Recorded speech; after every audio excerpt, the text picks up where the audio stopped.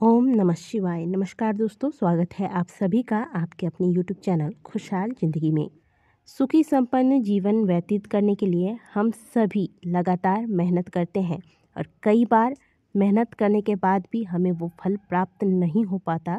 कई बार तो घर में आई हुई लक्ष्मी भी रुष्ट होकर वापस चली जाती है। और सबसे महत्वपूर्ण तो ये है कि हमें इनके बारे में पता ही नहीं चलता। हम स्वयं परेशान रहते हैं कि आखिर हमसे चूक कहाँ हो रही है।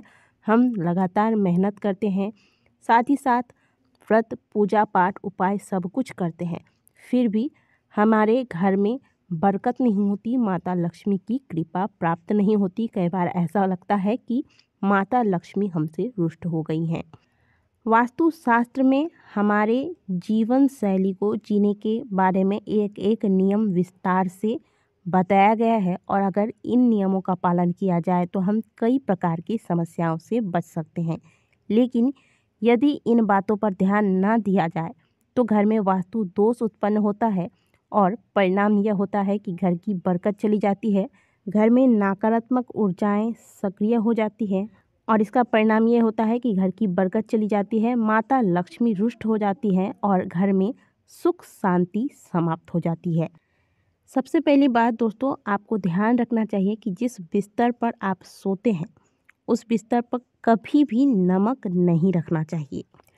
नमक में बरकत निवास करती है। आपने कई लोगों को सुना होगा कहते हुए कि नमक का दान करें, इससे दुर्भाग्य भी सौभाग्य में बदल जाता है।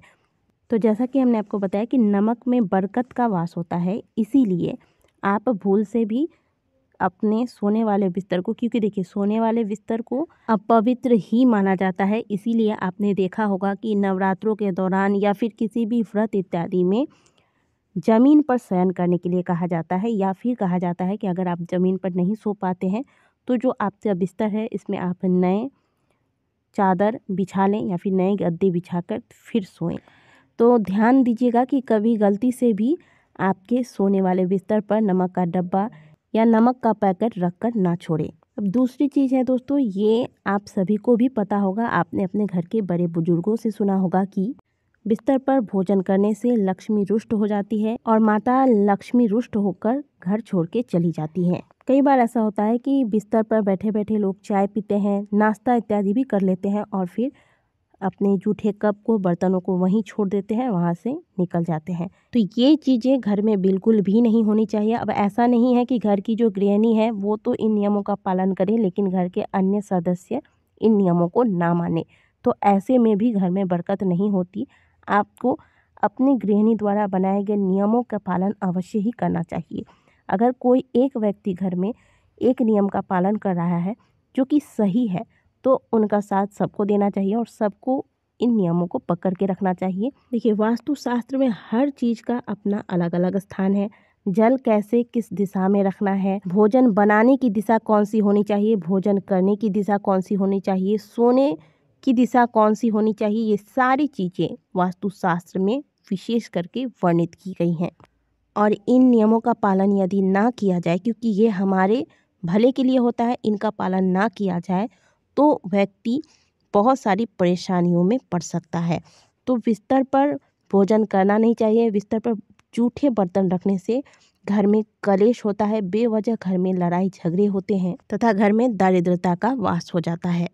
आप स्क्रीन पर देख रहे हैं, इसे सूपा कहा जाता है। आपके यहाँ इसे क्या कहा जाता है बताइएगा ज़रूर।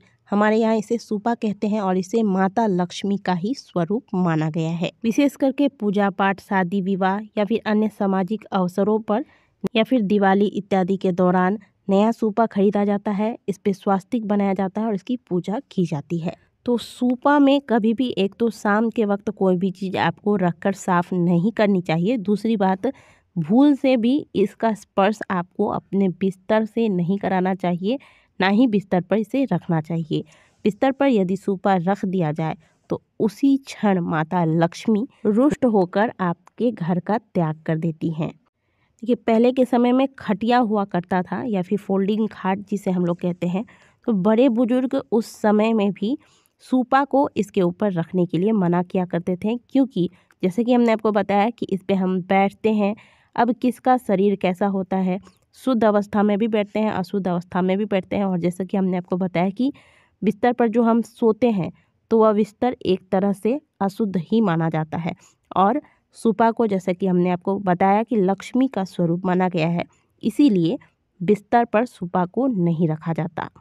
बहुत से लोगों की आदत होती है, खास करके महिलाओं की आदत होती है कि सोने से पहले तकिए के नीचे सोने चांदी के आभूषण, अंगूठियाँ इत्यादि खोलकर बिस्तर के नीचे यानी कि अपने सिरहाने पर तकिए के नीचे रखकर सो जाती है। वास्तुशास्त्र के अनुसार ऐसा एकदम भी नहीं करना चाहिए। सोने के दौरान सिर के नीचे कुछ भी नहीं रखना चाहिए। इससे नकारात्मकता बढ़ती है, रिश्तों में खटास होती है और साथ ही परिवार में क्लेश भी बढ़ता है। यही नहीं, कई बार तो लोग पैसे अपने सिरहाने रखकर सोते हैं। उनका मानना होता है कि ऐसा करने से धन धान्य में बढ़ोतरी होगी, लेकिन ऐसा नहीं है।